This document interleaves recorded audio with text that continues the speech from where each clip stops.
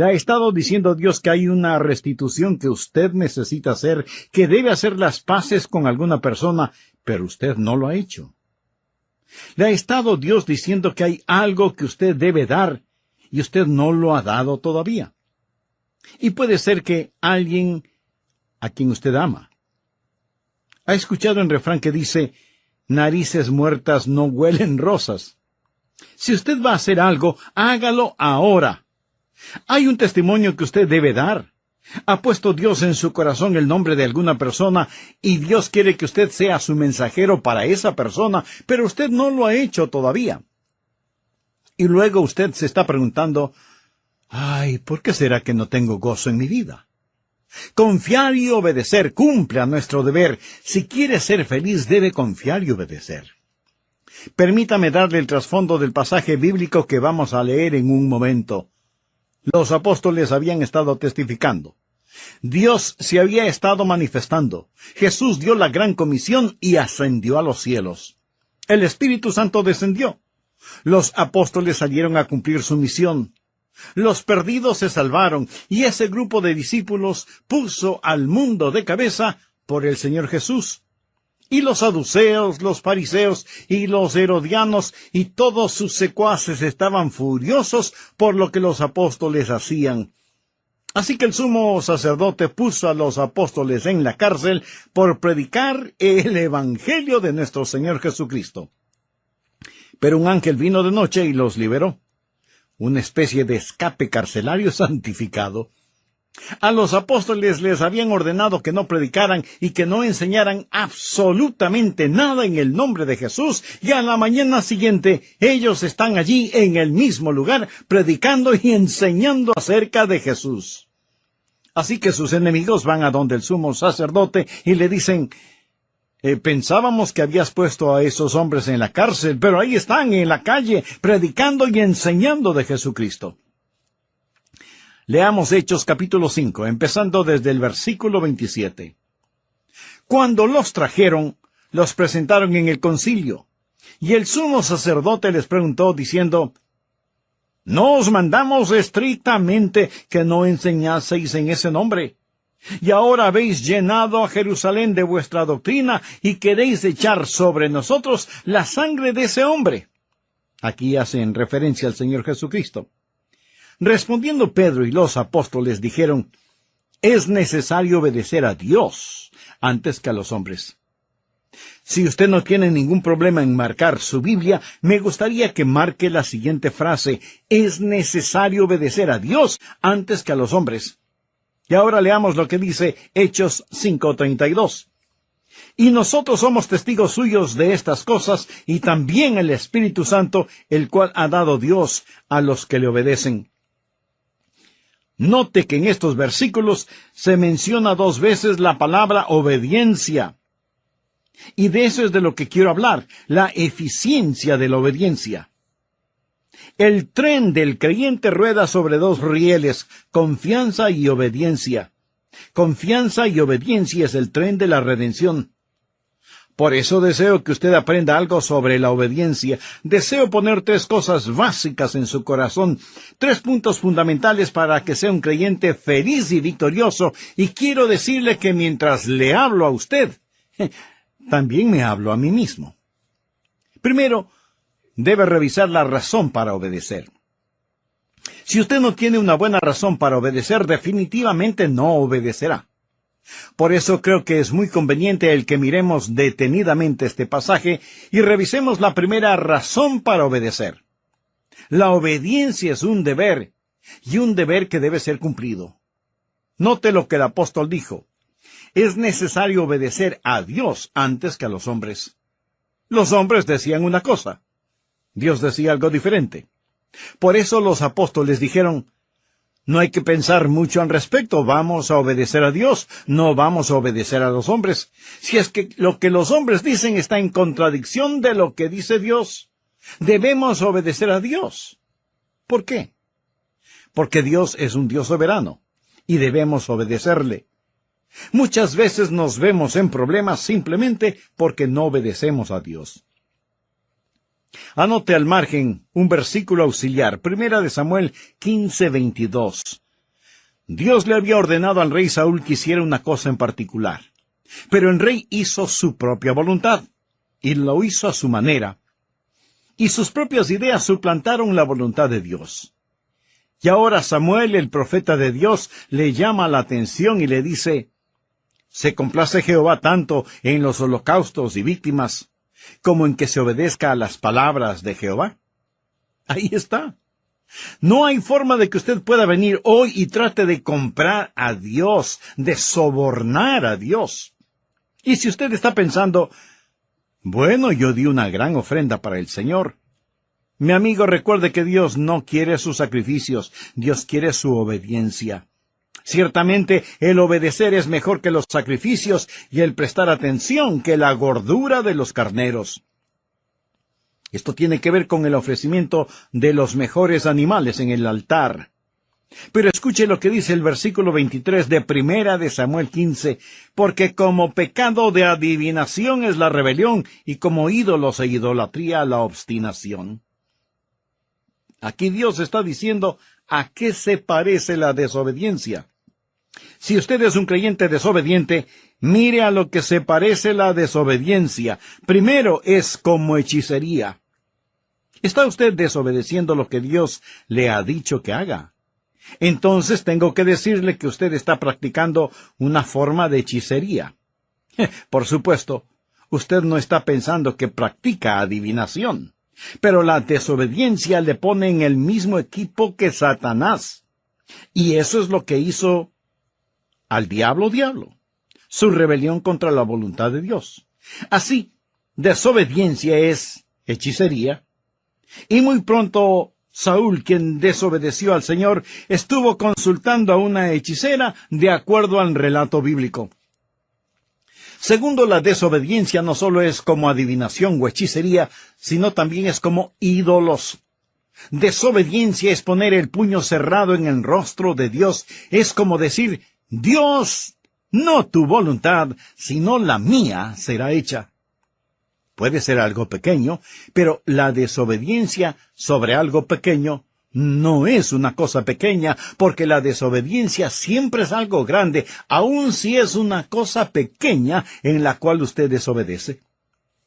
Por ejemplo, cuando mi hijo era apenas un muchachito pequeño, un día estábamos en la sala de nuestra casa y le dije, Steve, levante el periódico del suelo.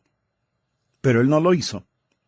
Para conseguir su atención, yo le dije con un poco más de autoridad en mi voz, Steve, ¿podrías recoger el periódico del suelo? Papi quiere que levantes el periódico. Él meneó su cabeza y empezó a salir. Entonces le dije, hijo, regresa y recoge el periódico del suelo. Él me quedó mirando y dijo, no. Ese momento tuve que sacudir el polvo de sus pantalones. Entonces, su madre vino presurosa y me dijo, Adrián, ¿por qué le castigas por una cosa tan pequeña como es el no haber recogido el periódico del suelo? Y yo tuve que decirle, querida esposa, no castigué a nuestro hijo por no haber levantado el periódico, lo castigué por desafiarme. Y esa es una cosa grande, aunque lo del periódico fue pequeño. Tal vez hay alguna cosa pequeña en su corazón y en su vida que Dios está empujando para que la haga, pero usted está desobedeciendo a Dios. Quiero decir, si usted está desafiando a Dios en algo pequeño, esa cosa pequeña puede transformarse en algo grande. Dios dice que la desobediencia es como hechicería, es iniquidad. Dios dice que la desobediencia es total idolatría. Y seguramente usted pregunta, ¿pero cómo puede ser idolatría? Permítame hacerle una pregunta. ¿Qué es un ídolo? Un ídolo es cualquier cosa que usted ama más, sirve más, teme más y honra más que a Dios. Si Dios quiere que usted haga algo y usted no lo hace, es porque usted ha puesto algo más delante de Dios, y eso es idolatría. Desobediencia es hechicería, iniquidad, idolatría. Si entendemos que es necesario obedecer a Dios antes que a los hombres, veremos que existe un deber que debe ser cumplido. Segundo, Obediencia es una deuda que debe ser pagada. ¿Qué es lo que quiero decir con esto? Sencillamente, mi amigo, que Jesús ha hecho tanto por nosotros. En este pasaje de las Escrituras, note lo que él dice al dar una razón para obedecer. Es necesario obedecer a Dios antes que a los hombres. El Dios de nuestros padres levantó a Jesús, a quien vosotros matasteis, colgándole en un madero. A este Dios ha exaltado con su diestra por príncipe y salvador para dar a Israel arrepentimiento y perdón de pecados. Pienso en lo que Jesucristo ha hecho por mí. Piensa en lo que Jesucristo ha hecho por usted. Sufrió, derramó su sangre y murió sobre una cruz. Amigo, mire hacia el Calvario, el sangriento Calvario, y dígame si usted tiene derecho a desobedecer. Es un deber que debe ser cumplido, es una deuda que debe ser pagada. Tercero, obediencia es una delicia que debe ser preferida. No piense que la voluntad de Dios es algo que usted tiene que hacerla. Dios nunca se la va a imponer por la fuerza. Es algo que usted debe querer hacerlo. Y cuando usted aprende a obedecer, entonces va a aprender lo que significa el gozo de la vida cristiana. No existe tal cosa como un creyente desobediente feliz. Esa es una contradicción de términos. Leamos Hechos 5:41. Y ellos salieron de la presencia del concilio, gozosos de haber sido tenidos por dignos de padecer afrenta por causa del nombre. Obediencia y regocijo van de la mano. Es una mentira del infierno el decir que el hacer la voluntad de Dios es doloroso y miserable. La Biblia dice que sus mandamientos no son gravosos. Ahora la razón por la cual algunos de nosotros no obedecemos al Señor, ni entendemos que hay gozo en obedecerle, es porque no confiamos en el Señor y tenemos dificultades recibiendo órdenes de un extraño al que no conocemos. Cuando conocemos al Señor Jesucristo, aprendemos que sus mandamientos no son gravosos. En esto se demuestra su amor, no en que nosotros amemos a Dios, sino en que Él nos ame a nosotros. Cuarto, obediencia es una decisión que debe ser practicada. Escúcheme. Usted debe decidir el obedecer, pero recuerde que Dios puede permitir que usted desobedezca. ¿Ha oído alguna persona decir, oh, bueno, se hará la voluntad de Dios, todo lo que sucede es la voluntad de Dios, así que solo alabe a Dios, si Dios quiere que algo suceda, pues sucederá, si Dios no quiere que eso pase, pues no pasará? Mi querido amigo, hay una palabra muy sencilla que describe esa manera de pensar: tonterías. Permítame decirle algo y escúcheme bien, por favor. No siempre se hace la voluntad de Dios. Reconozco que hay personas que dicen que siempre se hace la voluntad de Dios en todas las cosas. No es cierto. No siempre se hace la voluntad de Dios. Si siempre se hiciera la voluntad de Dios, ¿por qué Jesús nos enseñó a orar diciendo, venga tu reino, hágase tu voluntad? Suceden muchas cosas que no son la voluntad de Dios y Dios le permitirá a usted que desobedezca, y esto no disminuye en nada la soberanía de Dios. Dios le da al hombre el poder de rebelarse contra él sin que sufra menoscabo su soberanía. Dios le ha dado al hombre la capacidad de decisión y usted puede decidir obedecer o desobedecer a Dios. Algunas personas tropiezan sobre este asunto. Se preguntan por qué el mundo tiene los problemas que tiene. Dicen, bueno, si Dios es tan poderoso, ¿por qué no elimina el pecado y el sufrimiento? Y si Él no puede eliminar estos males, entonces a lo mejor no es tan poderoso. Otras personas cambian un poquito este concepto al decir, si Él no puede eliminar estos males, entonces a lo mejor Él no es tan amoroso. Amigo, Dios es todopoderoso y Dios es amor. Pero Dios le ha dado al ser humano el poder de decisión. Dios nos ha dado a cada uno de nosotros esa capacidad. Usted puede decidir obedecer o desobedecer a Dios. Algunas personas dicen, Dios puede hacer cualquier cosa. Eso no es verdad, no es verdad. Antes de explicar esto, quiero compartir con usted una pregunta que me hizo mi nieto. ¿Qué es más poderoso y mejor que Dios? ¿Qué es más diabólico que Satanás? ¿Qué es lo que la gente rica piensa que necesita? ¿Qué es lo que los pobres tienen en cantidad? ¿Y qué es aquello que si usted come, muere? ¿Sabe la respuesta? Pues la respuesta a todas esas preguntas es nada. Porque nada es más poderoso o mejor que Dios. Nada es más diabólico que Satanás. La gente rica no necesita nada. Los pobres tienen mucho de nada. Y si usted no come nada, con toda seguridad morirá. Así que la respuesta a la adivinanza es nada. Absolutamente nada. Y sin embargo, mi amigo, hay cosas que Dios no puede hacer. Si yo le preguntara, ¿hay alguna cosa que Dios no pueda hacer? Y usted me responde, no hay nada que Dios no pueda hacer. Permítame decirle que usted está equivocado. Le diré algunas cosas que Dios no puede hacer. Recuerde que estamos hablando de que la obediencia es una decisión. Le diré 6 cosas que Dios no puede hacer. Primero, porque es Dios omnipotente, Él no puede fallar. Leamos lo que nos dice el apóstol Pablo en Efesios 1:11. Conforme al propósito del que hace todas las cosas según el designio de su voluntad. Por lo tanto, es imposible que Dios pueda fallar. Segundo, es imposible para Dios hacer lo malo. En la epístola a Tito, capítulo 1, versículo 2, leemos, en la esperanza de la vida eterna, la cual Dios, que no miente, prometió desde antes del principio de los siglos. Dios no puede mentir, Dios no puede robar, Dios no puede cometer ninguna maldad, porque Él es un Dios santo. Tercero, Dios no puede ser tentado. Santiago 1, 13 y 14 nos dice lo siguiente. Cuando alguno es tentado, no diga que es tentado de parte de Dios, porque Dios no puede ser tentado por el mal, ni Él tienta a nadie, sino que cada uno es tentado cuando de su propia concupiscencia es atraído y seducido. Así que Dios no puede ser tentado.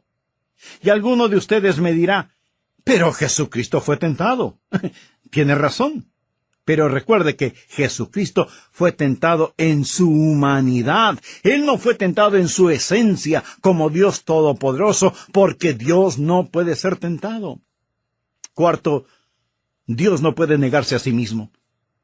Leamos 2 de Timoteo 2:13. Si fuéramos infieles, Él permanece fiel. Él no puede negarse a sí mismo. Amigo, voy a detenerme en este punto, porque antes de finalizar este programa quisiera invitarle a que se haga una sencilla pregunta. ¿Cuán fiel soy a Dios? Esto en el caso de que usted sea un creyente. Si aún no lo es, lo primero que debe hacer es arrepentirse de sus pecados y buscar la paz con Dios y la paz de Dios para su atribulada vida. Ore sinceramente a Dios para que le perdone sus pecados. Y pídale al Señor Jesucristo, quien murió por sus pecados en la cruz del Calvario, para que Él sea su Salvador y su Señor. Y hágalo ahora mismo. Dios le está esperando con brazos abiertos. Sea bienvenido al programa El Amor que Vale. En el programa anterior, al hablar de la obediencia, mencioné varios puntos fundamentales. Se debe revisar la razón para obedecer, entender que la obediencia es una deuda que debe ser pagada y una delicia que debe ser preferida, y que la obediencia es una decisión que debe ser practicada. También empezamos a ver varias cosas que Dios no puede hacer.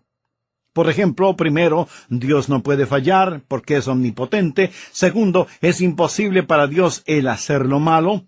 Tercero, Dios no puede ser tentado. Cuarto, Dios no puede negarse a sí mismo. Quinto, Dios no puede ser injusto. Esa es la razón de la cruz. Por eso Pablo, cuando escribe a los hermanos en Roma, les dice, con la mira de manifestar en este tiempo su justicia, a fin de que Él sea el justo, y el que justifica al que es de la fe de Jesús. ¿Lo ve? Hay cosas que son imposibles que Dios haga. Es imposible para Dios perdonar el pecado sin sacrificio. La razón por la cual Jesús murió en la cruz es para que Él pudiera ser tanto el justo como el justificador. Recuerda lo que Jesús dijo en el jardín de Getsemaní en su oración. Padre mío, si es posible, pasa de mí esta copa. Pero el silencio del cielo dijo, no. Eso es imposible, eso es imposible. Sexto, Dios no puede forzar una obediencia amorosa. Dios no puede hacer que usted le ame, porque eso es una contradicción de términos.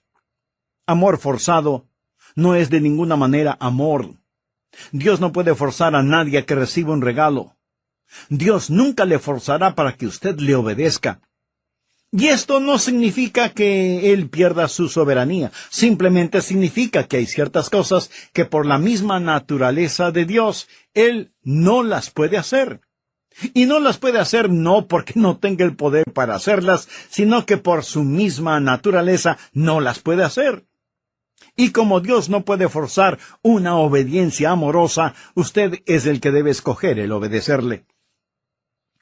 Ahora, usted no puede obedecerle a menos que Él le capacite para hacerlo. Nosotros le amamos a Él porque Él nos amó primero. Y es Dios el que pone en nosotros tanto el querer como el hacer su voluntad. La obediencia a Dios es como el respirar. ¿Es el respirar un regalo de Dios? Bueno, es mejor que así lo crea. Dios le da pulmones y Dios le da el aire. Pero usted puede asfixiarse si no lo cree. La obediencia es un regalo de Dios en el sentido que Dios le da la voluntad. Dios obra en usted, pero es usted el que finalmente toma la decisión. Segundo, debemos reconocer los requisitos para obedecer. ¿Cuáles son los requisitos para obedecer a Dios? Voy a mencionar algunos si es que usted en realidad desea obedecer a Dios. Primero, su obediencia debe ser una obediencia informada. ¿Cómo puede obedecer a Dios si usted no sabe lo que Dios quiere que haga? Los apóstoles tuvieron los mandamientos de Dios. Veamos lo que dice Hechos 5, 17 y 18. Entonces, levantándose el sumo sacerdote y todos los que estaban con él, esto es, la secta de los saduceos, se llenaron de celos y echaron mano a los apóstoles y los pusieron en la cárcel pública. Ahora nota el contenido de los versículos 19 y 20. Mas un ángel del Señor, abriendo de noche las puertas de la cárcel y sacándolos, dijo, id. Y puestos en pie en el templo, anunciad al pueblo todas las palabras de esta vida. No puede ser más claro. Se les dijo lo que debían hacer y debían ir y hacerlo. Ahora, la razón por la que lo hicieron fue porque así se les dijo. Toda obediencia genuina es una obediencia informada. Lo que Dios no lo inicia, Dios no lo aprecia. Dios le dirá qué hacer, y Dios nunca ha prometido bendecir cualquier actividad que Él no haya ordenado. Su obediencia debe ser una obediencia informada. Segundo, su obediencia debe ser una obediencia intencional. Verá, el hacer lo correcto no es únicamente el abstenerse de hacer lo incorrecto. Es obvio que los apóstoles querían conocer la voluntad del Señor Jesucristo. Yo trato de presentarme delante del Señor cada mañana y decir, Señor, estoy a tus órdenes. Quiero escuchar tu voz. Tal vez usted diga, bueno, no es mi culpa. Yo no sé qué es lo que quiere Dios que yo haga. Mi amigo, pudiera ser que sí sea su culpa. Leamos Proverbios capítulo 8, versículos del 32 al 34. Ahora pues, hijos, oídme, y bienaventurados los que guardan mis caminos. Atended el consejo y sed sabios, y no lo menospreciéis. Bienaventurado el hombre que me escucha, velando a mis puertas cada día, aguardando a los postes de mis puertas. ¿Está usted escuchando a Dios? Se está presentando para servicio. Está diciendo, General Jesús, aquí estoy, soy tu soldado presentándome para servicio. Tercero, su obediencia debe ser una obediencia inmediata. ¿Qué es lo que les ordenaron a los apóstoles? Les dijeron, escuchen, Les dijimos que no deben predicar o enseñar en su nombre. Esto es muy interesante. Miremos una vez más Hechos 5:28. No os mandamos estrictamente que no enseñaseis en ese nombre. Y ahora habéis llenado a Jerusalén de vuestra doctrina y queréis echar sobre nosotros la sangre de ese hombre. Ahora note cuidadosamente los versículos 29 al 31. Respondiendo Pedro y los apóstoles dijeron, es necesario obedecer a Dios antes que a los hombres. El Dios de nuestros padres levantó a Jesús, a quien vosotros matasteis colgándole de un madero. A este Dios ha exaltado. Le dijeron a Pedro que no lo haga, pero él siguió enseñando y predicando inmediatamente. Eso es obediencia inmediata. El entendimiento puede esperar. La obediencia no. El Salmo 119:60 dice, me apresuré y no me retardé en guardar tus mandamientos. Nosotros no debemos preguntar por qué o cuestionar, debemos obedecer o morir.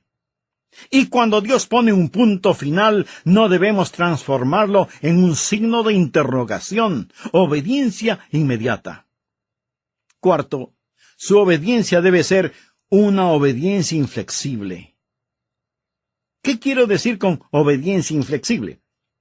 Sencillamente, no importa lo que cueste. Usted no puede transigir en cuestiones de obediencia. Los apóstoles sabían que el desobedecer a Dios significaba muerte.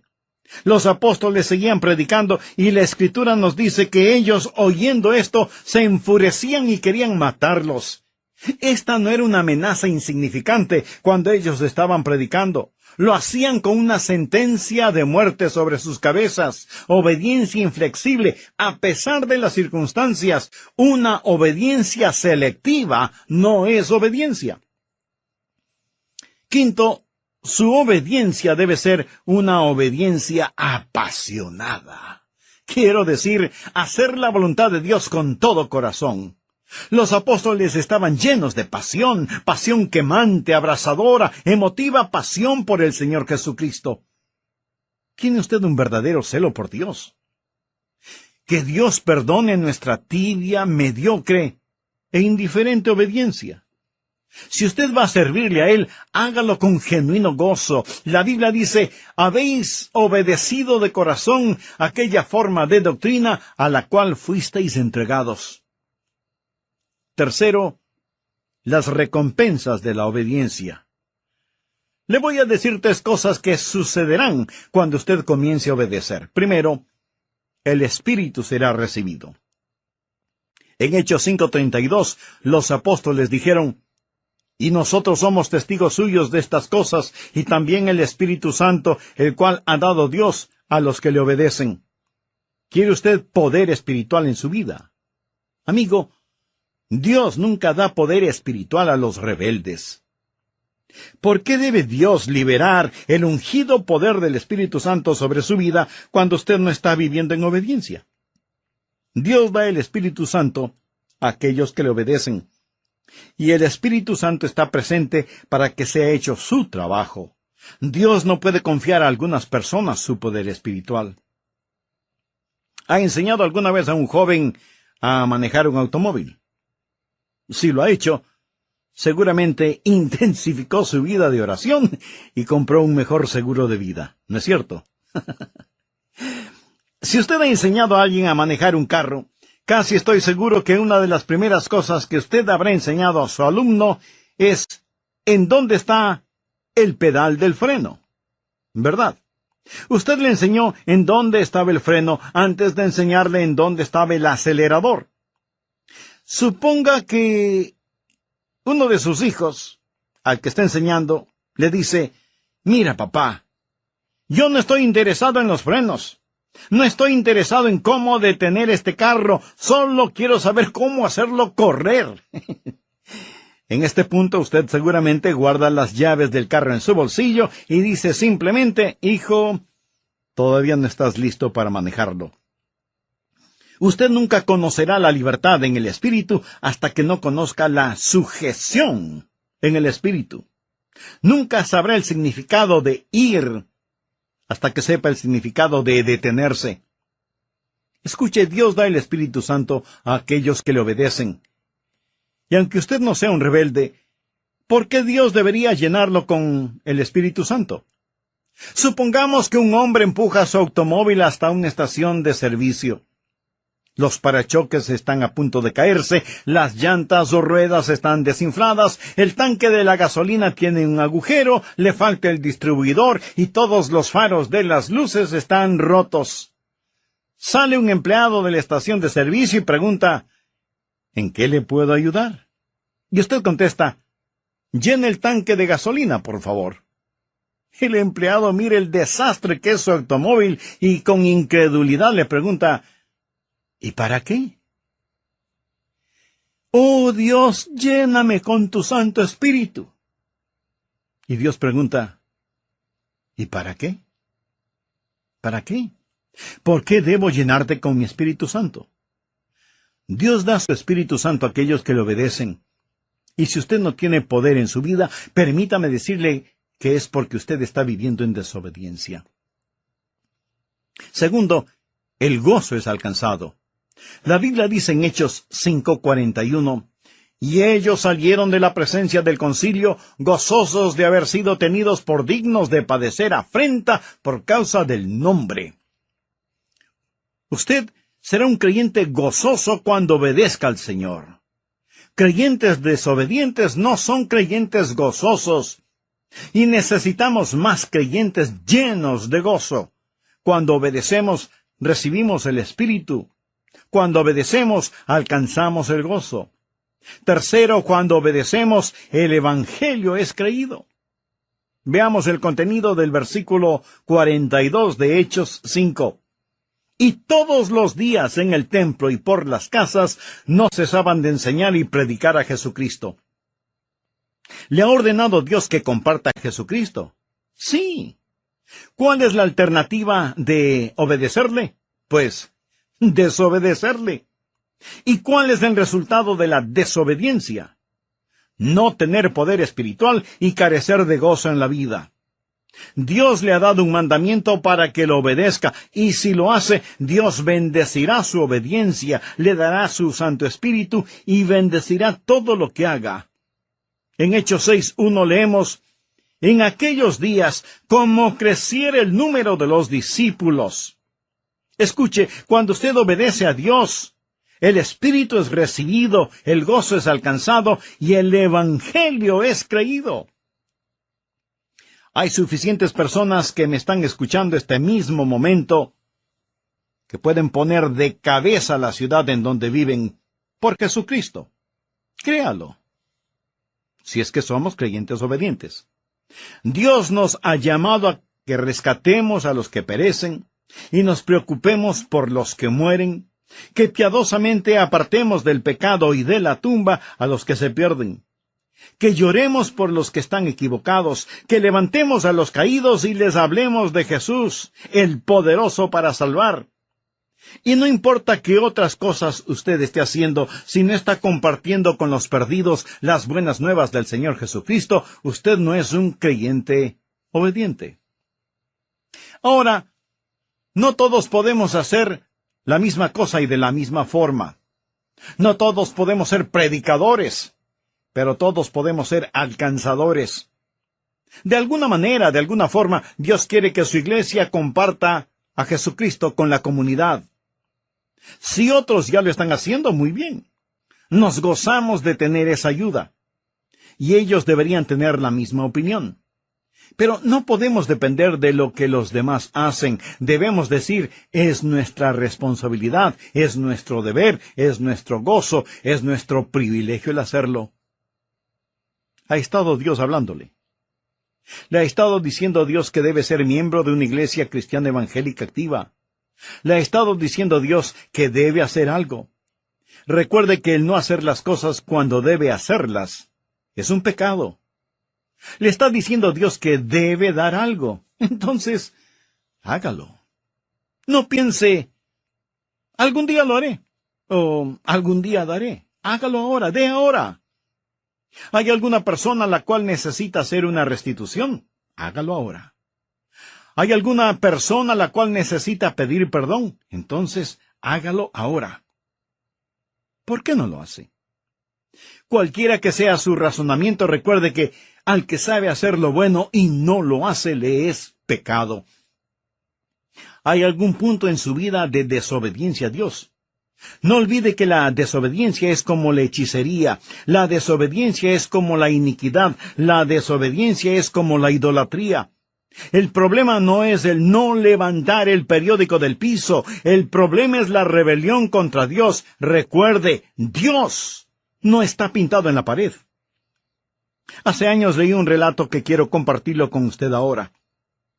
Un padre y su hijo vivían juntos, su esposa y madre había fallecido, era una noche de invierno, el padre y el hijo estaban en la sala, el fuego de la chimenea estaba apagándose, por lo que el padre le dijo a su hijo, que ya era un jovencito, «Hijo, ¿podrías poner más leña en la chimenea?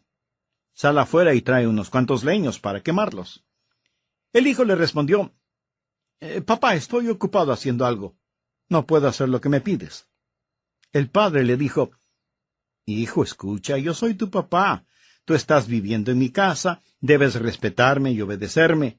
Por eso te estoy pidiendo que traigas leña para la chimenea». Y el hijo contesta, «No lo voy a hacer, estoy ocupado. No lo haré». «Hijo, está bien. Esta vez no te lo pido. Esta vez te lo ordeno. Sal afuera y trae más leña para la chimenea, y si no quieres obedecerme, tampoco puedes vivir en mi casa». Y el jovencito le contesta a su padre, «Así que así es la cosa. Entonces no viviré más en esta casa. Adiós». Y salió dando tremendo portazo. Salió hacia el frío invierno, abandonando la casa de su padre simplemente porque no quiso poner leña en la chimenea. Por muchos meses él estuvo ausente y comenzó a pensar y se dijo, «Soy un necio, un total y completo necio. Mi padre me ama, él haría cualquier cosa por mí. Él me pidió que hiciera una cosa tan simple y sin embargo en mi orgullo y arrogancia le dije que no y le di la espalda a mi propio padre. Desafié a mi padre, he sido un necio. Me pregunto si mi padre jamás podrá perdonarme». Y el joven regresó a la casa paterna.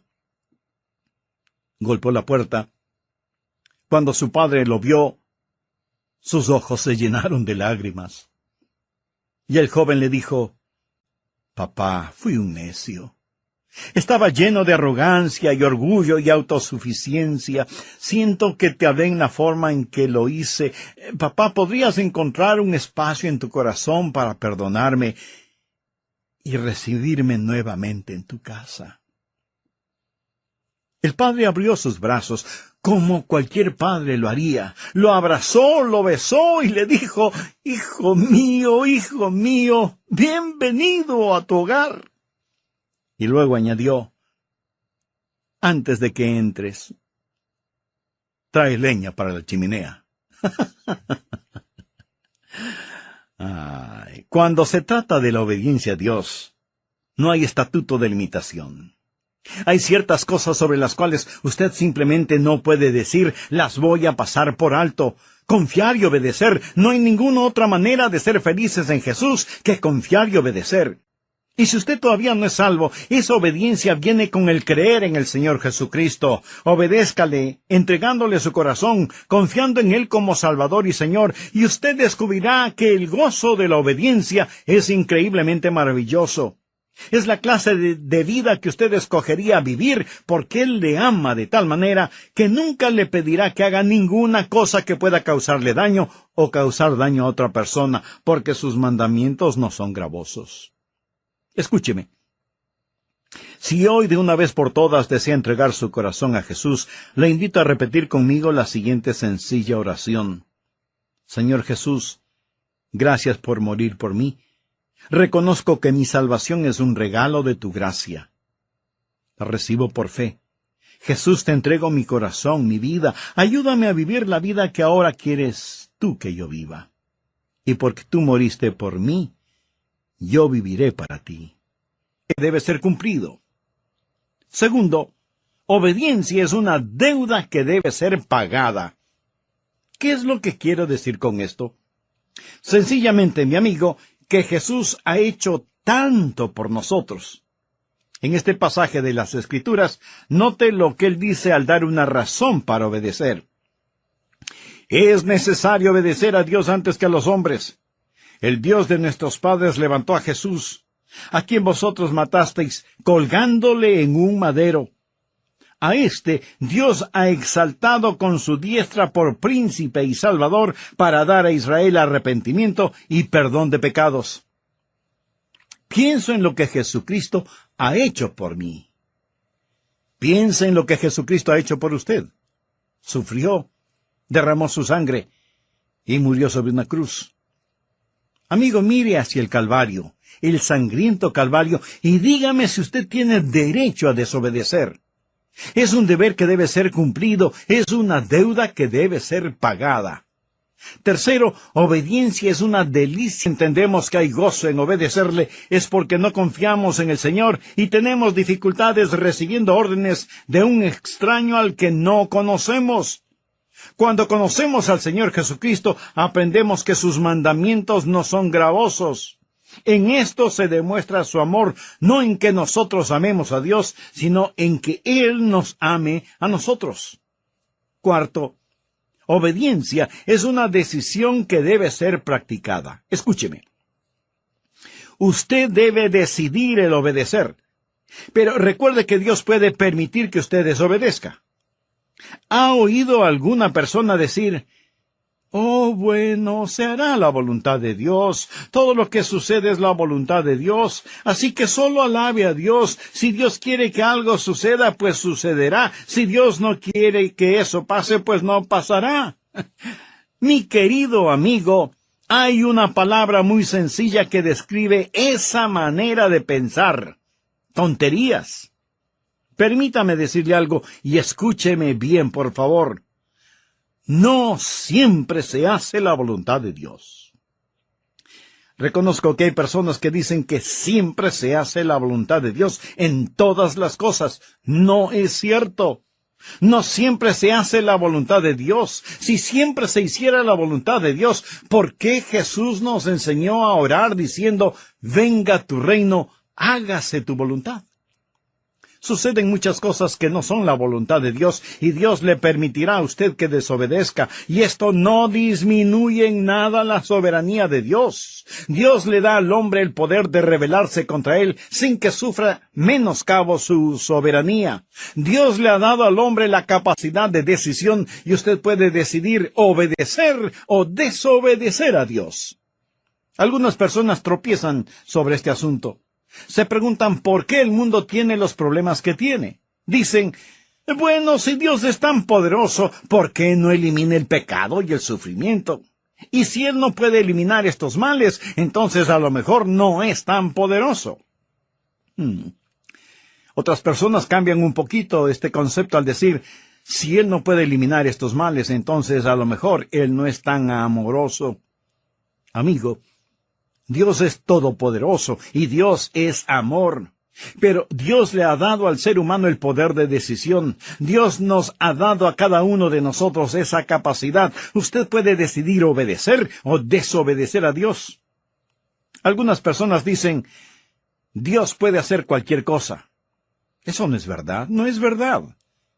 Antes de explicar esto, quiero compartir con usted una pregunta que me hizo mi nieto. ¿Qué es más poderoso y mejor que Dios? ¿Qué es más diabólico que Satanás? ¿Qué es lo que la gente rica piensa que necesita? ¿Qué es lo que los pobres tienen en cantidad? ¿Y qué es aquello que si usted come, muere? ¿Sabe la respuesta? Pues la respuesta a todas esas preguntas es: nada. Porque nada es más poderoso o mejor que Dios. Nada es más diabólico que Satanás. La gente rica no necesita nada. Los pobres tienen mucho de nada. Y si usted no come nada, con toda seguridad morirá. Así que la respuesta a la adivinanza es nada. Absolutamente nada. Y sin embargo, mi amigo, hay cosas que Dios no puede hacer. Si yo le preguntara: ¿Hay alguna cosa que Dios no pueda hacer? Y usted me responde, no hay nada que Dios no pueda hacer. Permítame decirle que usted está equivocado. Le diré algunas cosas que Dios no puede hacer. Recuerde que estamos hablando de que la obediencia es una decisión. Le diré 6 cosas que Dios no puede hacer. Primero, porque es Dios omnipotente, Él no puede fallar. Leamos lo que nos dice el apóstol Pablo en Efesios 1:11. Conforme al propósito del que hace todas las cosas según el designio de su voluntad. Por lo tanto, es imposible que Dios pueda fallar. Segundo, es imposible para Dios hacer lo malo. En la epístola a Tito, capítulo 1, versículo 2, leemos, en la esperanza de la vida eterna, la cual Dios, que no miente, prometió desde antes del principio de los siglos. Dios no puede mentir, Dios no puede robar, Dios no puede cometer ninguna maldad, porque Él es un Dios santo. Tercero, Dios no puede ser tentado. Santiago 1, 13 y 14 nos dice lo siguiente. Cuando alguno es tentado, no diga que es tentado de parte de Dios, porque Dios no puede ser tentado por el mal, ni Él tienta a nadie, sino que cada uno es tentado cuando de su propia concupiscencia es atraído y seducido. Así que Dios no puede ser tentado. Y alguno de ustedes me dirá, pero Jesucristo fue tentado. Tiene razón. Pero recuerde que Jesucristo fue tentado en su humanidad. Él no fue tentado en su esencia como Dios Todopoderoso, porque Dios no puede ser tentado. Cuarto, Dios no puede negarse a sí mismo. Leamos 2 de Timoteo 2:13. Si fuéramos infieles, Él permanece fiel. Él no puede negarse a sí mismo. Amigo, voy a detenerme en este punto, porque antes de finalizar este programa, quisiera invitarle a que se haga una sencilla pregunta. ¿Cuán fiel soy a Dios? Esto en el caso de que usted sea un creyente. Si aún no lo es, lo primero que debe hacer es arrepentirse de sus pecados y buscar la paz con Dios y la paz de Dios para su atribulada vida. Ore sinceramente a Dios para que le perdone sus pecados y pídale al Señor Jesucristo, quien murió por sus pecados en la cruz del Calvario, para que Él sea su Salvador y su Señor, y hágalo ahora mismo. Dios le está esperando con brazos abiertos. Sea bienvenido al programa El Amor que Vale. En el programa anterior, al hablar de la obediencia, mencioné varios puntos fundamentales. Se debe revisar la razón para obedecer, entender que la obediencia es una deuda que debe ser pagada y una delicia que debe ser preferida, y que la obediencia es una decisión que debe ser practicada. También empezamos a ver varias cosas que Dios no puede hacer. Por ejemplo, primero, Dios no puede fallar porque es omnipotente. Segundo, es imposible para Dios el hacer lo malo. Tercero, Dios no puede ser tentado. Cuarto, Dios no puede negarse a sí mismo. Quinto, Dios no puede ser injusto. Esa es la razón de la cruz. Por eso Pablo, cuando escribe a los hermanos en Roma, les dice, con la mira de manifestar en este tiempo su justicia, a fin de que Él sea el justo, y el que justifica al que es de la fe de Jesús. ¿Lo ve? Hay cosas que son imposibles que Dios haga. Es imposible para Dios perdonar el pecado sin sacrificio. La razón por la cual Jesús murió en la cruz es para que Él pudiera hacer. Ahora, usted no puede obedecerle a menos que Él le capacite para hacerlo. Nosotros le amamos a Él porque Él nos amó primero. Y es Dios el que pone en nosotros tanto el querer como el hacer su voluntad. La obediencia a Dios es como el respirar. ¿Es el respirar un regalo de Dios? Bueno, es mejor que así lo crea. Dios le da pulmones y Dios le da el aire. Pero usted puede asfixiarse si no lo cree. La obediencia es un regalo de Dios en el sentido que Dios le da la voluntad. Dios obra en usted, pero es usted el que finalmente toma la decisión. Segundo, debemos reconocer los requisitos para obedecer. ¿Cuáles son los requisitos para obedecer a Dios? Voy a mencionar algunos si es que usted en realidad desea obedecer a Dios. Primero, su obediencia debe ser una obediencia informada. ¿Cómo puede obedecer a Dios si usted no sabe lo que Dios quiere que haga? Los apóstoles tuvieron los mandamientos de Dios. Veamos lo que dice Hechos 5, 17 y 18. Entonces, levantándose el sumo sacerdote y todos los que estaban con él, esto es, la secta de los saduceos, se llenaron de celos y echaron mano a los apóstoles y los pusieron en la cárcel pública. Ahora nota el contenido de los versículos 19 y 20. Mas un ángel del Señor, abriendo de noche las puertas de la cárcel y sacándolos, dijo: Id, y puestos en pie en el templo, anunciad al pueblo todas las palabras de esta vida. No puede ser más claro. Se les dijo lo que debían hacer y debían ir y hacerlo. Ahora, la razón por la que lo hicieron fue porque así se les dijo. Toda obediencia genuina es una obediencia informada. Lo que Dios no lo inicia, Dios no lo aprecia. Dios le dirá qué hacer, y Dios nunca ha prometido bendecir cualquier actividad que Él no haya ordenado. Su obediencia debe ser una obediencia informada. Segundo, su obediencia debe ser una obediencia intencional. Verá, el hacer... Hay algo que un ladrón no hace si va a robar su casa. Es decir, no le escribe una nota advirtiéndole: esta noche, a la 1:30, pasaré a llevarme sus posesiones. No, él viene.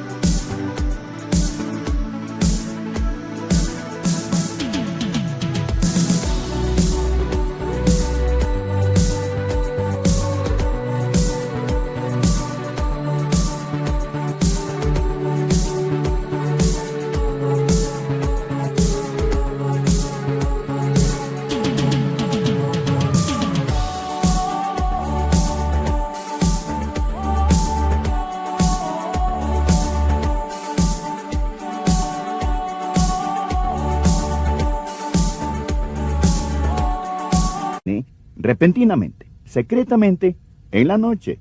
Y sabía que el Señor Jesús va a venir, según la Biblia, como un ladrón en la noche. De repente, cuando usted no lo esté esperando, Jesucristo vendrá. Acompáñenos. El mensaje de hoy, tomado de la palabra de Dios, se intitula Un ladrón en la noche.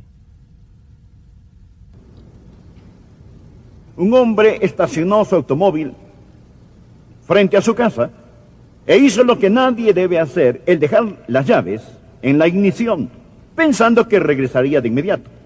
Cuando salió, el automóvil había desaparecido, las llaves de su casa y otras llaves estaban allí, y él sintió esa horrible sensación que todo el que hubiera hecho eso sentiría.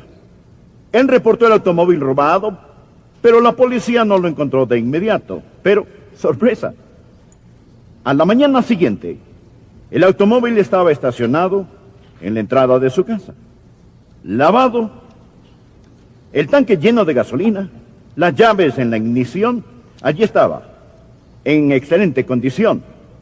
Y había una nota, y la nota decía: disculpe que tomé su automóvil, tuve una emergencia, necesitaba transporte, el automóvil está lavado, bien cuidado, el tanque está lleno de gasolina. Y aquí encontrará un par de boletos para ver el equipo de fútbol de los Dallas Cowboys, para usted y para su esposa. Cuando leyó esto, el hombre dijo: bueno, nadie puede robar un automóvil, pero este hombre no puede ser tan malo. Quien quiera que haya sido el que lo robó, no puede ser tan malo. Así que el hombre y su esposa, que normalmente no irían a ver a los Dallas Cowboys jugar fútbol americano, fueron a verlos jugar un partido. Cuando regresaron a su casa, la casa había sido saqueada. Un ladrón había venido. Un ladrón muy astuto. Quiero hablarle esta mañana, esta tarde, o lo que sea, acerca del tema. Un ladrón en la noche. Le invito a abrir su Biblia en Primera Tesalonicenses capítulo 5. Pero acerca de los tiempos y de las ocasiones no tenéis necesidad, hermanos, de que yo os escriba, porque vosotros sabéis perfectamente que el día del Señor vendrá así como un ladrón en la noche, que cuando digan paz y seguridad, entonces vendrá sobre ellos destrucción repentina, como los dolores a la mujer encinta, y no escaparán. Mas vosotros, hermanos, no estáis en tinieblas, para que aquel día os sorprenda como un ladrón, porque todos vosotros sois hijos de luz e hijos del día. No somos de la noche ni de las tinieblas. Por tanto, no durmamos como los demás, sino velemos y seamos sobrios, pues los que duermen de noche duermen, y los que se embriagan de noche se embriagan. Pero nosotros, que somos del día, seamos sobrios, habiéndonos vestido con la coraza de fe y de amor, y con la esperanza de salvación como yelmo, porque no nos ha puesto Dios para ira, sino para alcanzar salvación, por medio de nuestro Señor Jesucristo, quien murió por nosotros, para que ya sea que velemos o que durmamos, vivamos juntamente con Él. Por lo cual, animaos unos a otros y edificaos unos a otros, así como lo hacéis. Existen 4 cosas que le ayudarán a estar listo. 4 verdades que necesita entender y que están en el pasaje que leí. Primero, aquí está algo que usted puede esperar. Usted puede esperar un día sorpresa. Podemos esperar un día sorpresa. Mire los versículos 1 y 2.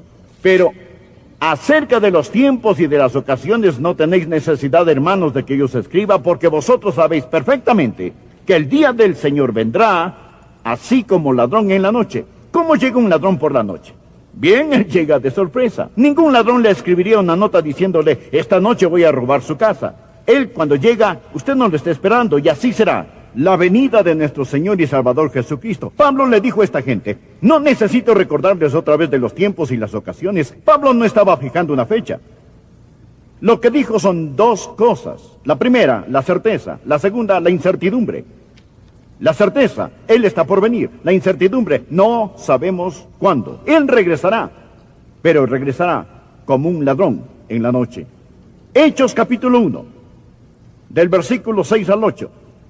Los discípulos estaban allí con nuestro Señor en el monte de la Ascensión. ¿El Señor está listo para regresar al cielo? Ellos eran como usted, querían saber acerca de profecía. Empezando en el versículo 6.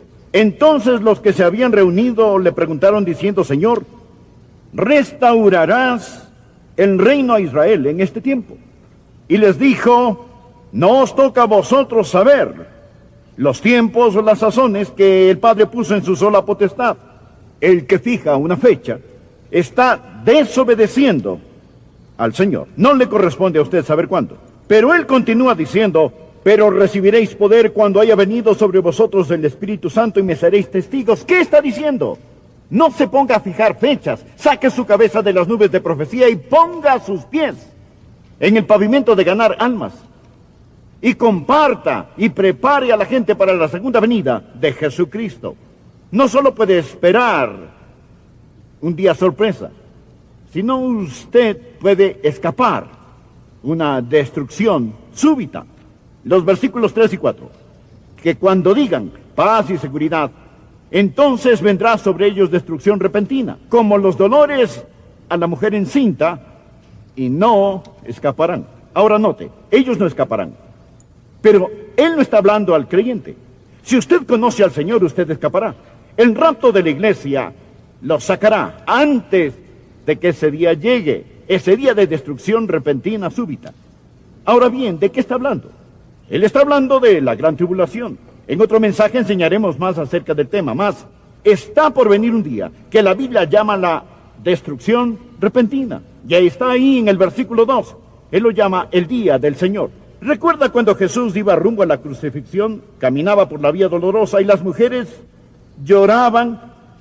Y Él les dijo, no lloréis por mí, sino llorad por vosotras mismas. Este es su día.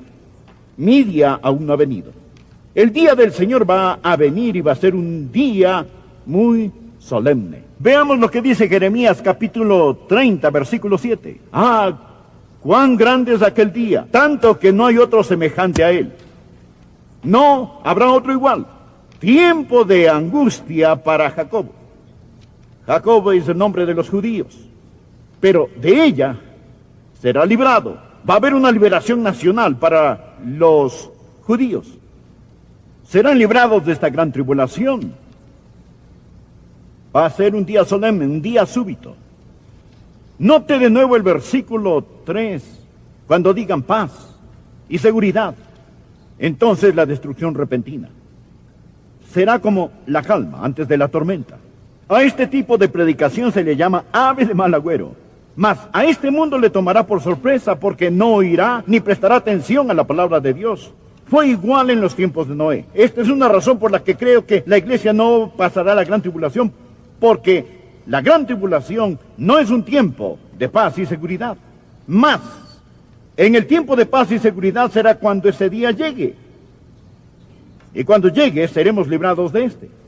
Ahora, note cómo eran los tiempos de Noé. Anote en su margen Mateo 24, versículos del 36 en adelante.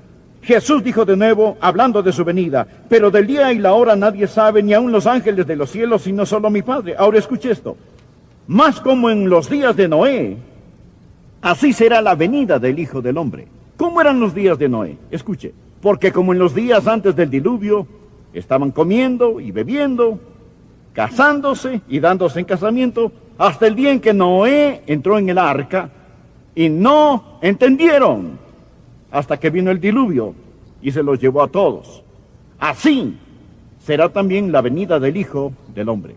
¿Cómo era?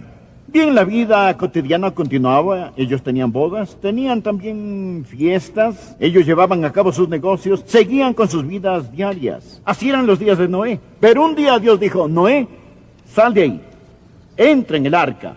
Y entonces el diluvio empezó y ya fue demasiado tarde para el resto. Verá, este es un día solemne. Será un día sorpresa. Ellos estarán comiendo, bebiendo, casándose y dándose en casamiento. Y ahora diré, amigos, que es un día seguro. Mire de nuevo, por favor, este pasaje de la Escritura. Versículo 3, que cuando digan paz y seguridad, entonces vendrá sobre ellos destrucción repentina como los dolores a la mujer encinta. Verá, el mundo está encinta con juicio. Y este día solemne, este día súbito es un día seguro. Lo que está diciendo es que será como una mujer que va a dar a luz. Ahora, no podemos escapar este juicio. En otro mensaje hablaré de esto. Primero, podemos esperar un día sorpresa.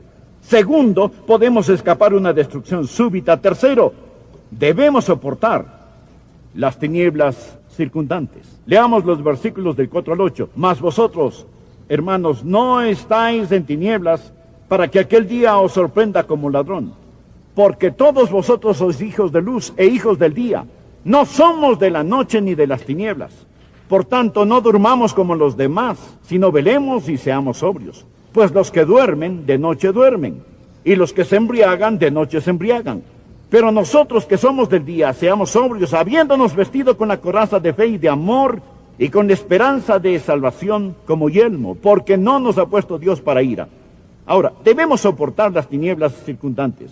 El mundo ahora mismo está en tinieblas, tiniebla moral, tiniebla espiritual, tiniebla social, tiniebla política, y no debemos estar dormidos. El mundo está dormido, está cloroformizado por el diablo, y el mundo está dormido en un estupor de embriaguez. Ahora permítame decirle lo que usted debe hacer como hijo de Dios. Escuche. Primero, usted debe estar informado y debe estar atento. Note el versículo 5. Veamos. Porque todos vosotros sois hijos de luz e hijos del día. No somos de la noche ni de las tinieblas. Lo que usted necesita es estar informado y atento. Somos los únicos en este mundo hoy que podemos entender lo que está sucediendo. Necesitamos estar al tanto. ¿Está usted al tanto de esto? Por eso predico estos mensajes. Quizá no veamos una nueva década. Jesús está por venir. Usted dirá, todo parece bien. Ese es mi punto. Que cuando digan paz y seguridad, entonces la destrucción repentina. Debemos estar informados y atentos, despiertos y levantados. Leamos los versículos 6 y 7. Por tanto, no durmamos como los demás, sino velemos y seamos sobrios. Pues los que duermen de noche duermen, y los que se embriagan de noche se embriagan. La gente viene a la iglesia el domingo con un letrero colgado que dice no molesten.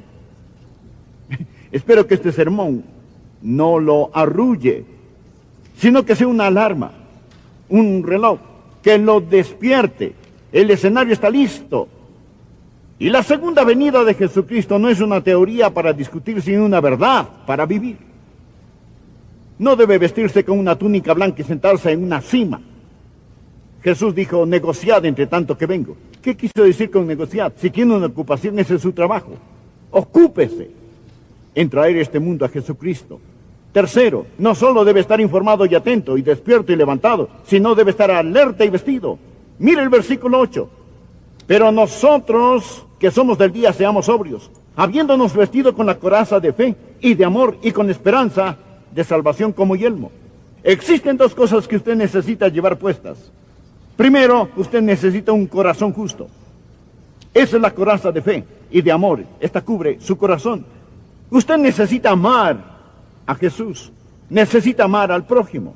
Usted necesita poner su fe donde Dios puso sus pecados, en el Señor Jesucristo. Esa es la coraza, usted necesita llevarla puesta. Si usted no se la pone, usted no está listo para vivir en estos días. Bien, no solo proteja su corazón, sino también su cabeza. Póngase el yelmo de salvación, el yelmo de la esperanza de salvación.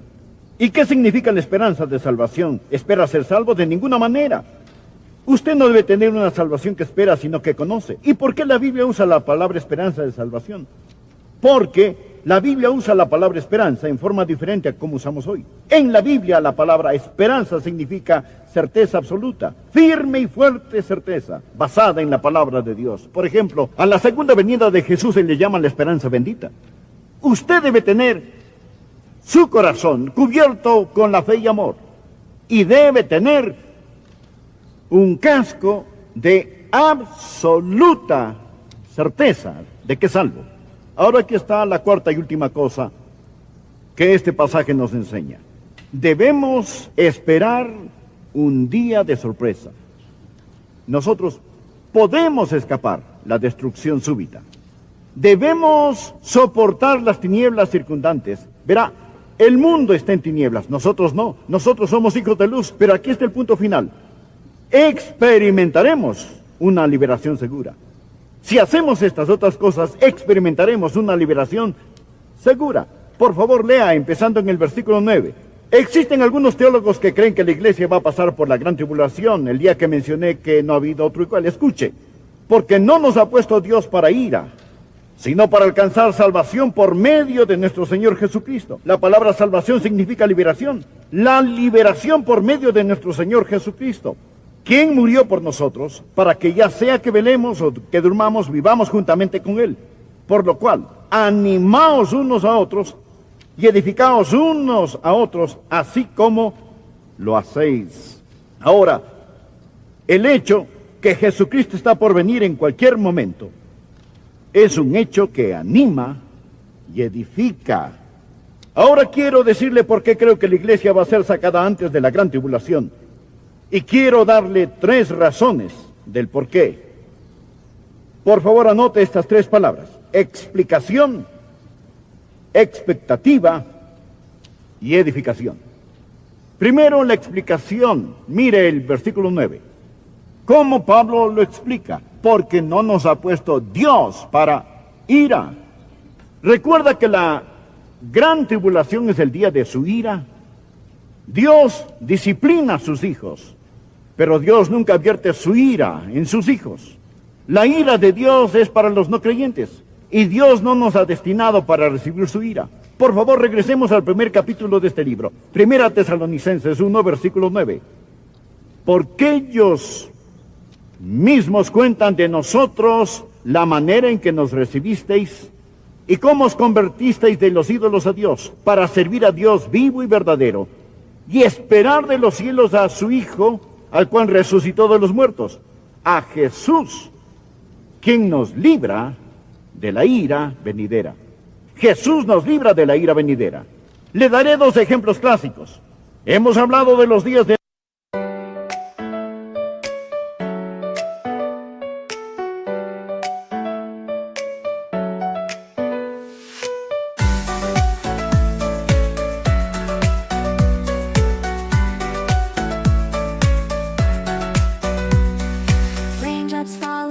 on my face, like tiny tears in a happy chase. Hopping through the puddle sea, colors dancing wild and free. Skies are gray but I don't mind, cool raindrops on my skin I find. Kicking off my Saturday, watch the clouds just drift away. Rainbow in the rain, what a sight. Colors shining oh so bright, dancing in the streets so bright. Everything will be alright.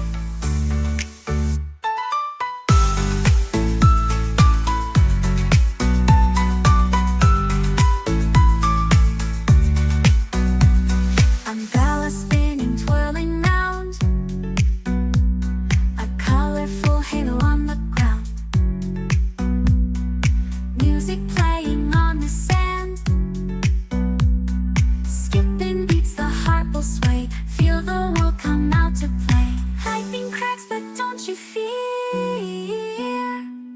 magic shines when skies are clear. Raindrops whisper secrets true, a hidden beauty shines right through. Rainbow in the rain, what a sight. Colors shining oh so bright, dancing in the streets so bright. Everything will be alright.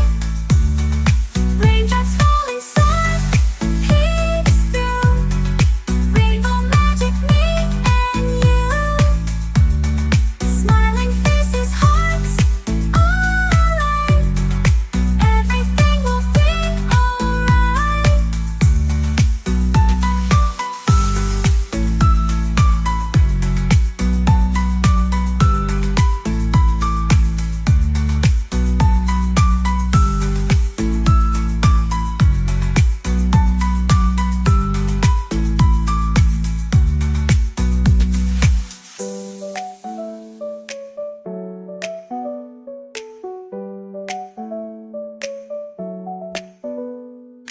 Raindrops falling, sun peeks through.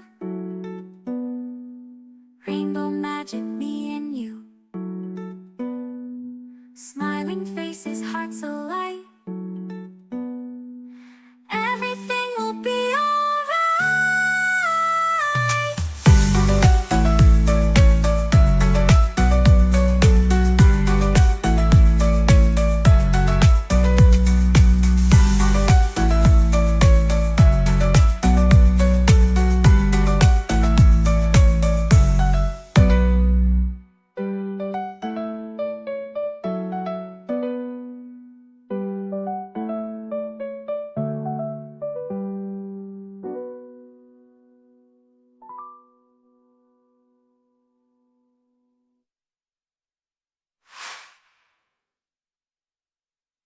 Noé.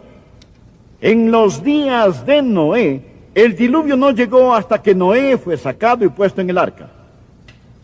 Otro ejemplo clásico son los días de Lot. A propósito, en Lucas capítulo 17, Jesús dijo, como fue en los días de Lot, cuando Dios destruyó a Sodoma y Gomorra con azufre, así será cuando yo venga. ¿Y cómo eran los días de Lot? ¿Qué los caracterizaba? Lot vivía en Sodoma. Los días de Lot se caracterizaban por la perversión sexual y los días de Lot se caracterizaban por la prosperidad económica. La bolsa de valores, si existía una, habría estado muy alta en el día en que el fuego cayó sobre Sodoma. ¿Cómo sabe eso, Adrián? La Biblia dice en el libro de Ezequiel, esta fue la maldad de Sodoma tu hermana, ociosidad, saciedad de pan, y no se avergonzaron de sus abominaciones, ni fortalecieron las manos del pobre y necesitado. Más piense al respecto, la abominación sexual. El pecado que antes se ocultaba, ahora se pasea en las calles. No tenían vergüenza, había tanta ociosidad, tanta abundancia de pan que no necesitaban trabajar. Eran tiempos de prosperidad económica, y eran tiempos de perversión sexual. Y Jesús dijo, como en los días de Lot, como en los días de Noé. Ahora, escuche. Antes de que el diluvio viniera, Dios sacó a Noé y lo puso en el arca.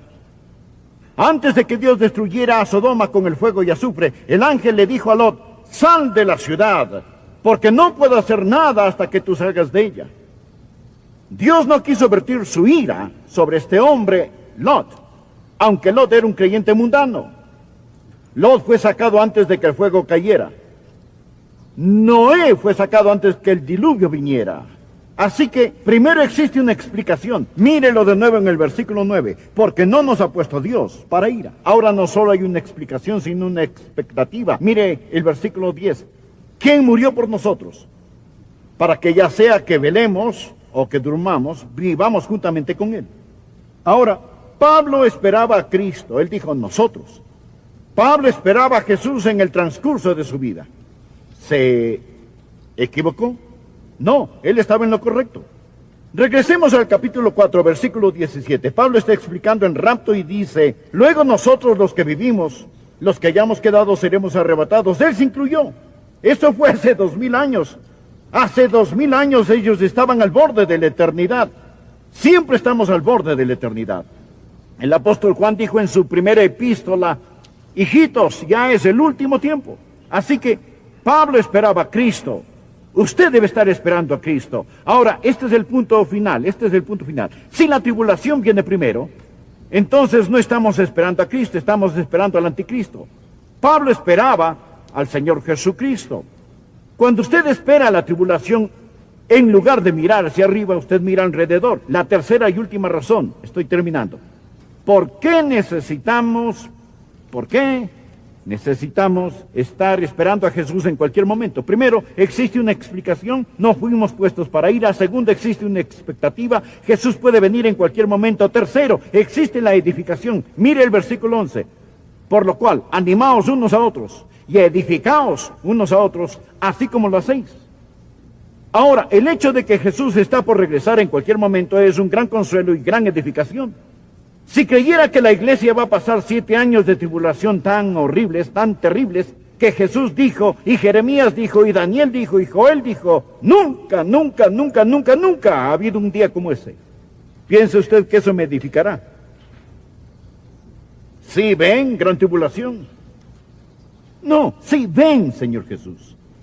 Sí ven, Señor Jesús. Yo no estoy esperando al anticristo, estoy esperando a Cristo. Estoy esperando el sonido de la trompeta en cualquier momento. Así como Dios dijo, Noé entra en el arca. Y así como Dios dijo, Lot, sal de esa ciudad. Él va a decir, Adrián, sube acá. Y la trompeta sonará. Y nos encontraremos con Jesús instantáneamente. De los Dallas Cowboys, para usted y para su esposa. Cuando leyó esto, el hombre dijo, bueno, nadie puede robar un automóvil, pero este hombre no puede ser tan malo. Quien quiera que haya sido el que lo robó, no puede ser tan malo. Así que el hombre y su esposa, que normalmente no irían a ver a los Dallas Cowboys jugar fútbol americano, fueron a verlos jugar un partido. Cuando regresaron a su casa, la casa había sido saqueada.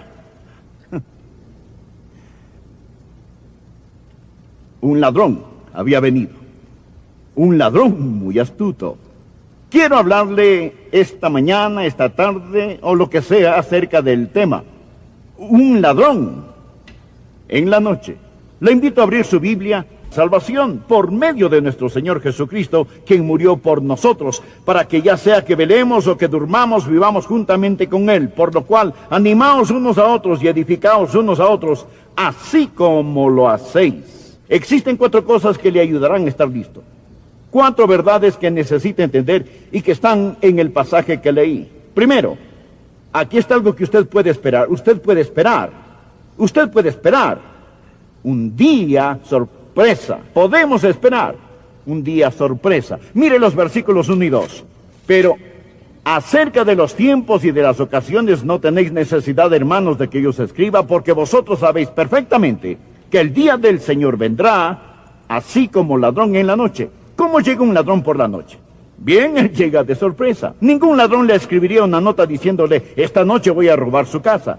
Él cuando llega, usted no lo está esperando, y así será la venida de nuestro Señor y Salvador Jesucristo. Pablo le dijo a esta gente, no necesito recordarles otra vez de los tiempos y las ocasiones. Pablo no estaba fijando una fecha.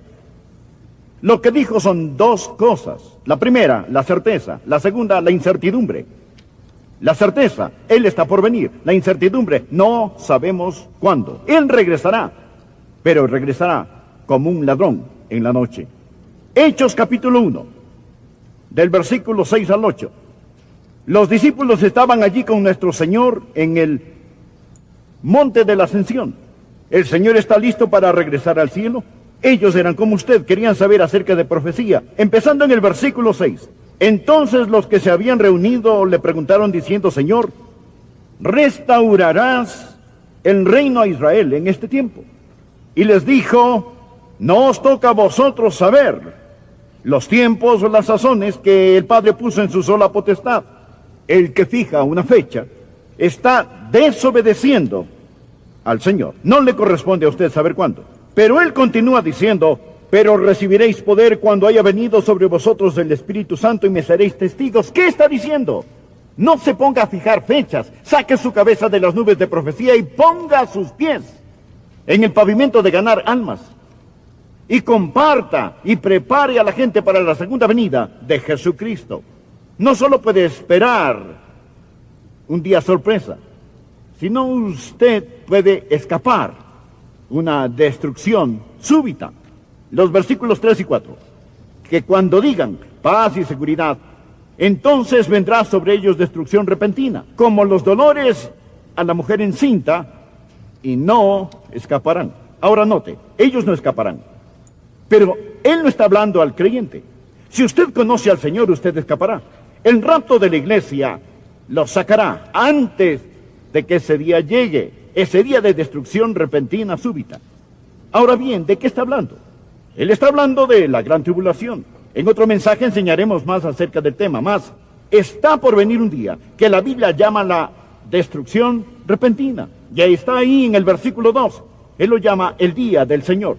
¿Recuerda cuando Jesús iba rumbo a la crucifixión? Caminaba por la vía dolorosa y las mujeres lloraban. Y Él les dijo, no lloréis por mí, sino llorad por vosotras mismas. Este es su día. Mi día aún no ha venido. El día del Señor va a venir y va a ser un día muy solemne. Veamos lo que dice Jeremías capítulo 30, versículo 7. Ah, cuán grande es aquel día, tanto que no hay otro semejante a él. No habrá otro igual. Tiempo de angustia para Jacob. Jacob es el nombre de los judíos, pero de ella será librado. Va a haber una liberación nacional para los judíos. Serán librados de esta gran tribulación. Va a ser un día solemne, un día súbito. Note de nuevo el versículo 3.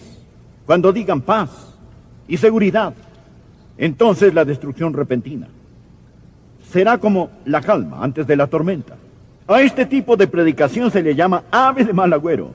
Mas a este mundo le tomará por sorpresa porque no oirá ni prestará atención a la palabra de Dios. Fue igual en los tiempos de Noé. Esta es una razón por la que creo que la iglesia no pasará la gran tribulación, porque la gran tribulación no es un tiempo de paz y seguridad. Mas en el tiempo de paz y seguridad será cuando ese día llegue. Y cuando llegue seremos librados de este.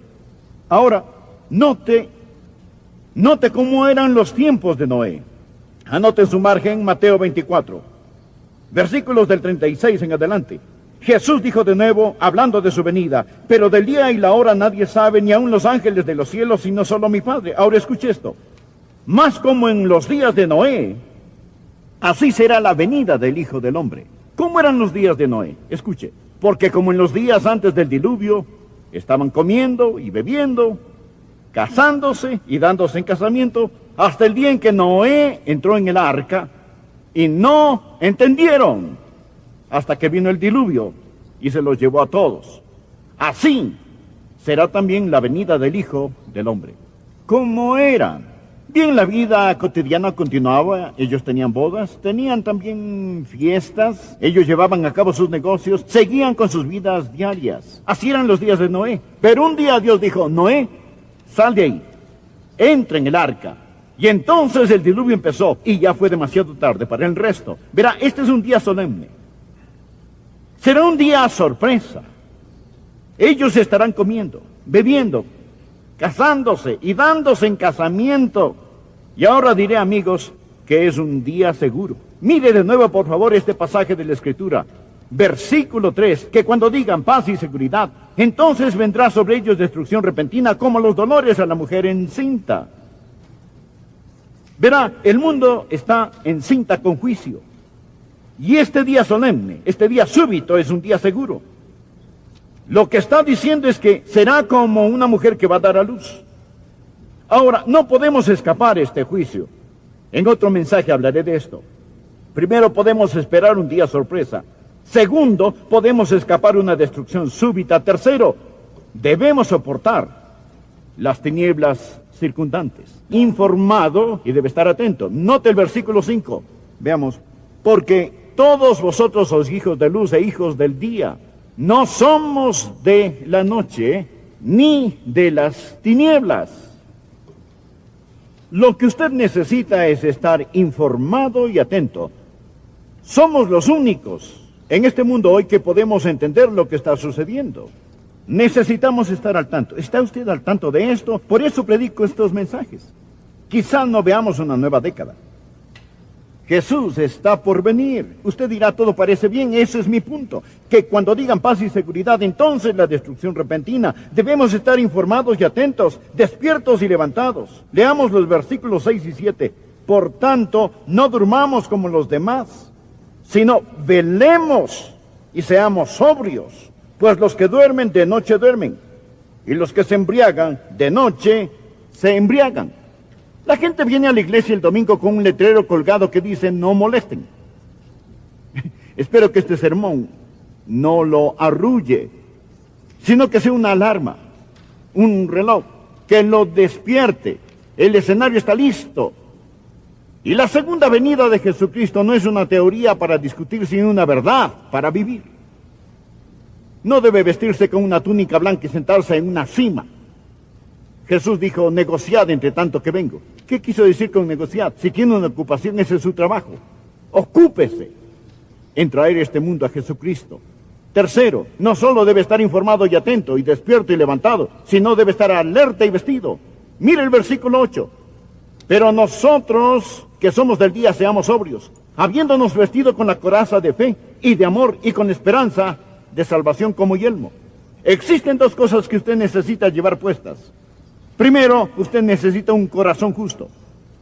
Esa es la coraza de fe y de amor. Esta cubre su corazón. Usted necesita amar a Jesús. Necesita